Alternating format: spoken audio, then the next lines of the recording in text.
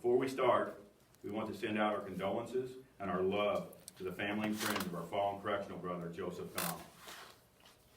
He was a proud and beloved member of our correctional family. We want to assure Joe's family, friends, and co-workers that we will not let his death be in vain.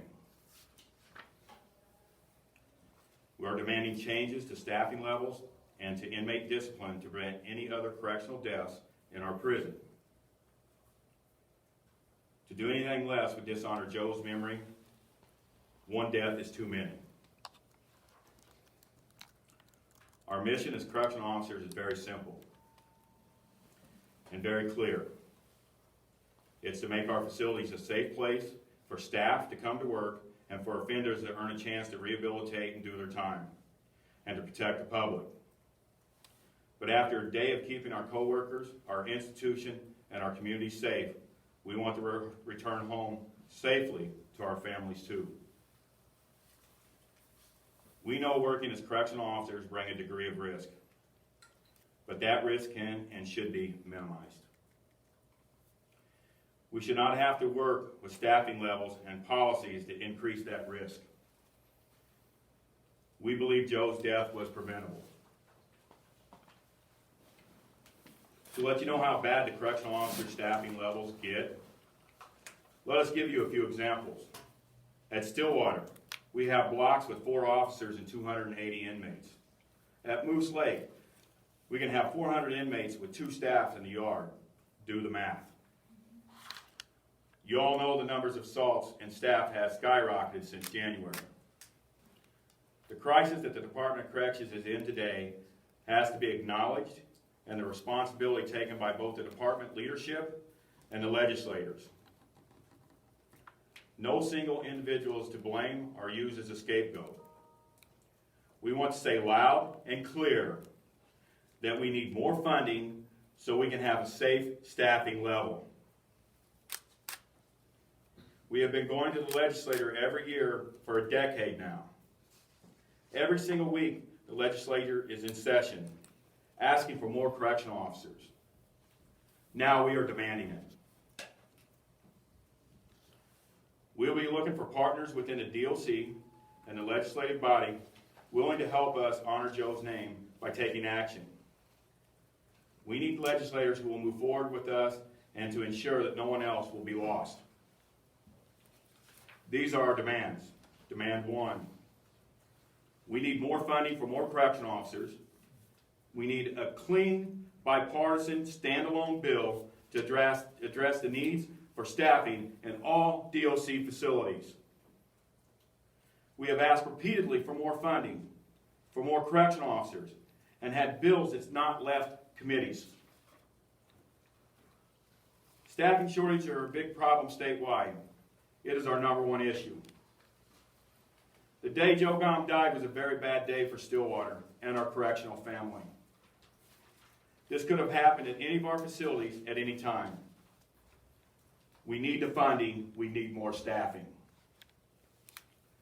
We demand these steps also be taken to provide immediate help. We want vacant staff positions filled immediately. We demand that all officers on work out of class return to their correctional officer job responsibilities immediately. We demand that MnCorp no longer be allowed to dictate that they keep the industrial shops open when we are short-staffed. We recognize the need for inmate programming, but not at the expense of the safety of our correctional workers. We demand that management stop forcing staff to work overtime to fill staff shortages. Those are stopgap solutions. More funding is the only answer. Demand number 2, eliminate the 90-day step-down program and revert back to the previous discipline guidelines immediately. Before the department instituted the new policies for segregation, we told them we needed more correctional officers. We were already down in numbers and didn't have the staffing to handle this. They did it anyway. Now the number of assaults is up, way up. At Oak Park Heights, we have charged 4 offenders with attempted murder internally just since March. We believe the new isolation policy is creating an unsafe environment for correctional officers, and the rising number of assaults unfortunately proves it. Demand number 3. We need the tools, the equipment, and the training to do our job safely for our facilities and the public. That includes cameras in the industry area, but again, the biggest thing is more people. More correctional officers, more correctional manufacturer specialists in industry, more LPNs, and more food service staff. We want to reiterate that everything we do in Joe's honor today and here moving forward. The number one rule in corrections, we all go home safely. None of us work to die, and this should never ever happen again. Thank you for coming today. We appreciate the coverage. We will keep you posted on future activities. We will take questions for approximately 10 minutes. How much funding are you talking about here? What would be adequate to meet these needs in the facilities? I'd like to turn that over to Rick Nyson at this time. Rick? Hi, I'm Sergeant Rick Nyson. Talking about the legislators, we aren't coming here today with a specific number. We are looking for partnerships. We're looking for people to work with us for those bills. It really is something that we need to, we've been asking for years for this funding. We're demanding it now. We need the funding. Rick, where do you see the legislative breakdown? I don't cover the Capitol regularly. The governor's on board, right? He's recommended extra money. Is this a Republic? Have you figured out where you've lost here at the Capitol? I really can't go into the partisan aspect of it because I'm frankly not quite sure. You're right, the governor has earmarked money for the DOC. We are going to continue to partner with people in legislature to try and get what we need. How systemic is this? Is this system-wide? Are there a few facilities that are worse than others? Can you give us a picture on that? All the facilities need help. It's not just one. And we'll be going over the numbers with the legislators when we talk to them and get more in depth and detail with that. How many vacancies do you have right now, and how many correctional officers are you demanding? Once again, we will not go over numbers at this time. We want to reach out to our legislative friends and talk to them and get a number that we can all work with to make this happen. Can you give us a ballpark figure of the vacancies that you're talking about in this? At this time, no, I will not give you a ballpark. Can you talk a bit more say about that the numbers were MinCorp? incorrect released by the DOC last week. A union statement alluded to the numbers we were given at last week's news conference with Commissioner Roy were out of whack and woefully under. That is current correct. status. And our statement that we put out Friday points out the fact that those numbers are wrong. What about MinCorp, the issues there? Is there pressure by MinCorp to keep the shops running even when you are short-staffed? Can you elaborate on that a little bit? We just no longer will, as we in our statement, we will not work short-handed to keep industry open any longer. What kind of retention problems are you having? Do you know if you've lost more officers since this? We've heard some reports. I'm going to direct that over to Sergeant Glenn Lisway. Hi there. Sergeant Glenn Lisway, Oak Park Heights. Yes, we have had officers that have resigned. And again, there are reasons we respect. And for those folks, we wish them nothing but the best. They have given us their reasons, and at this time, it's not appropriate to talk about that. That's a handshake and a God bless, and thanks for all the time you did do. But we always wish those folks well. Do you have updated numbers? At this point, I don't, ma'am. No. So, sorry about that. As you're saying, sir, about the shops, your correctional officers will not report for duty in those shops if in your judgment they're short staffing? Is that what you're saying to us? Our further actions will be coming forward on what we'll do once that happens. At this point, we don't have a comment on that. Are you saying that MinCorp's policy in writing is that these shops will remain open even if there is short staffing? What we're saying is we will no longer go out when we are short-staffed, and MinCorp dictates that we're going to keep the shops open. So like with the incident with CO GOM, the DOC has acknowledged that they were short of manufacturing, I'm gonna forget the title, but a manufacturing specialist or foreman.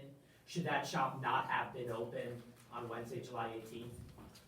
Out of respect for Joe and his family and the investigational process that is underway, we're not gonna go into details about that stuff, but we can tell you one thing, that we were short-staffed that day. Your statement says that MnCOR will no longer be allowed to dictate that they will keep the industrial shops open, which directly implies they're currently allowed to dictate that. Can you confirm that? We will no longer, You can't confirm that? no, we will no longer do that. We're almost on 2 weeks of full lockdown in Stillwater. I don't know if you represent Stillwater. How concerned are you just about the current status, given the resignations, given the leaves, where that prison goes from here? I do work at Stillwater. I've worked there for a quarter of a century. And the men and women that work at that facility will report to work. They will do their work honorably. They'll report to every day. If we lose staff, we support them. And we will make sure that the institution runs safely and smoothly. Can you talk, sir, a little bit about the discipline policy?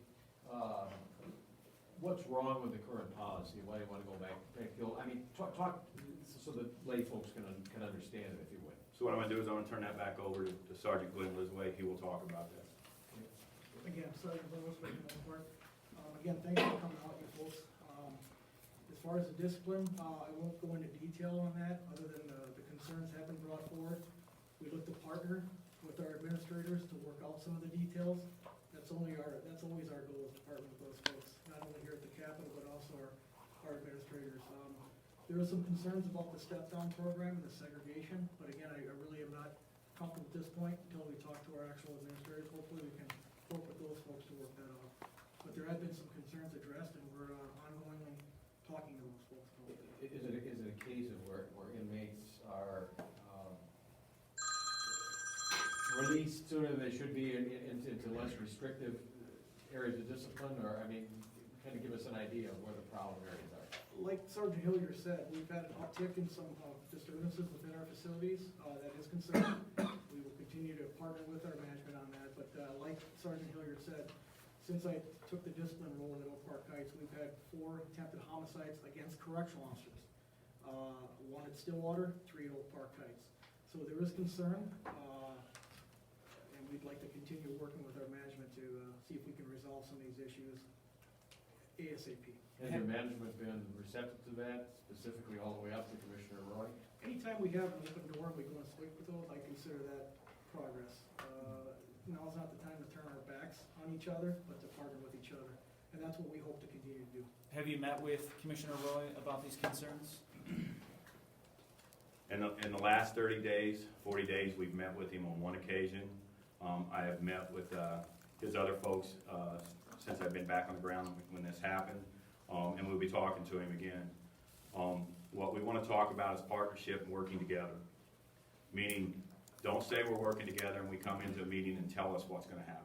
It means sit down with us, let's get something done, let's fix the issues, let's move forward with it.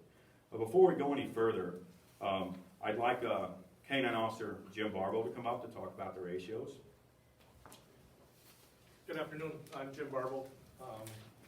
What I will say about the ratios that were given out at the DOC press conference is they're in dispute. We totally disagree with those numbers. Those numbers may be off of budgeted staffing. We're going to talk about staffing that are in the facilities. You can give us a number of staffing, and I'll just take a number out of the air, 80 staff. That's 80 staff that are staffed. Let's break that down into 3 watches, a Monday through Friday. Posts that cannot go in. As John said earlier, Stillwater has 280 inmates on a housing with 4 staff. We have a lot of facilities that have units that have 2 staff with 140 inmates. You do the math in those numbers. It's not a 5, a 4, a 6 to 1 ratio. We're talking 50, 60, 100 to 1 ratios on some of our facilities in some of our areas.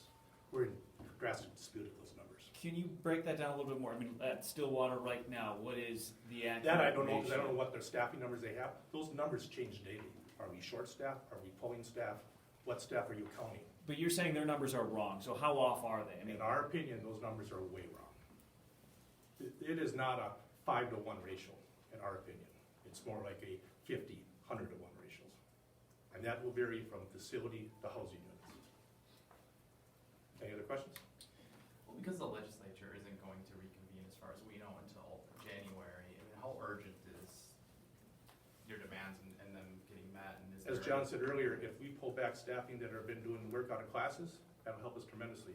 We understand budgeting, and that ain't gonna happen tomorrow, but if we start doing some of our demands, that'll help us out. What happens if these demands aren't met? What's your next step? Let John talk about that. So, without showing our strategy in hands, there will be actions coming forward. Stay tuned. Strike? There'll be stuff coming forward. Is that Straight. on the table? Is that an option? I mean, could people walk? We don't out? strike. You We don't okay. strike. Okay, so that's not an option. That is not an option for the correctional officers to strike. We're essential employees, and nor will we leave the state and our citizens of the state in a lurch by doing something like that. And you don't strike because it's, is it banned by your contract or banned by state law, or is it just something that you? We are considered essential employees, and we do not strike. Do you have confidence in Commissioner Roy? I have confidence that we can work with the department and fix these issues. I have confidence that we can work with the legislators to fix this issue. And I have confidence that the folks that are standing behind me, that I've worked with for many years, will make sure that we get what we need, and we will move forward to do that. Do you think he should resign? No. Do you need a special session of the legislature? Can this wait till January? At this time, we're not asking for a special session. We've had legislators reach out to us, and we're hoping in the near future here, we'll sit down and have conversations with them and come up with a plan, formulate a plan, and see what we need and at the speed that we can get that done. Again, if you can't strike, what options do you have? Once again, I will tell you that we have actions that we can take, and stay tuned.